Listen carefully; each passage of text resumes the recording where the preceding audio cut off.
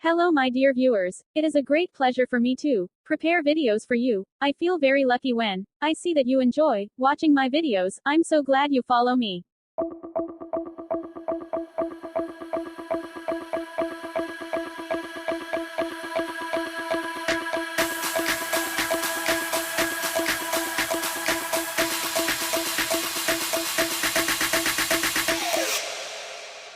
You